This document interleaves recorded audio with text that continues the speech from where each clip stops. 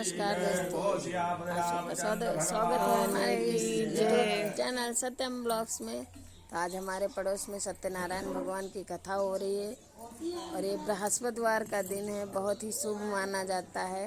गुरु बृहस्पतिवार का दिन, आज के दिन हमारे पड़ोस में कथा हो रही है सत्यनारायण की। तो आप सब भी बोलिए प्रेम से, सत्यनारायण भगवान की जय, गुरु बृहस्पति भगवान की जय, श्री लक्ष्मी जी की जय।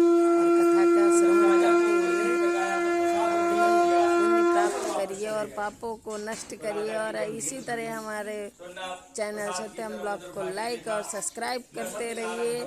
हमारे घर में आगे शादियां चल रही हैं तो उसके भी ब्लॉग आते रहेंगे, पूरी वेडिंग के। आप लोग देखते रहिए, सपोर्ट करिए और मिलते हैं आप लोगों से नेक्स्ट ब्लॉग में। तब तक आप लोग पंडित जी की कथा श्रवण करिए सत्यनारायण भगवान की।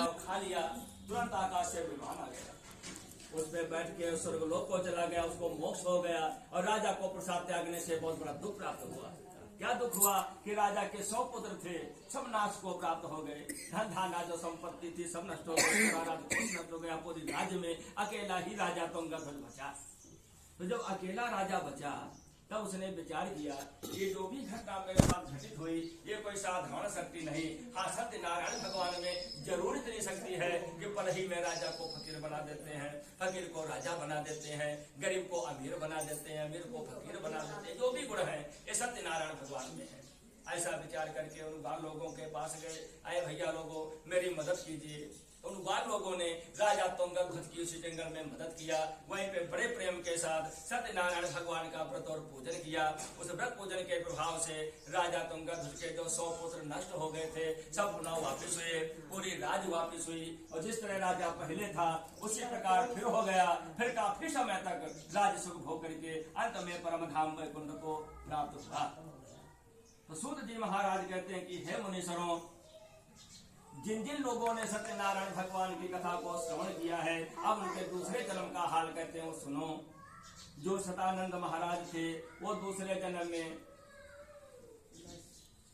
सुदामा नाम के ब्राह्मण हुए, जो भगवान श्री कृष्ण जी से मित्रता करके प्रीत करके अंत में वो भी परम धाम को प्राप्त हुए। और जो उल्कामुख राजा थे वो दूसरे जन्म में जो लकड़हारा था,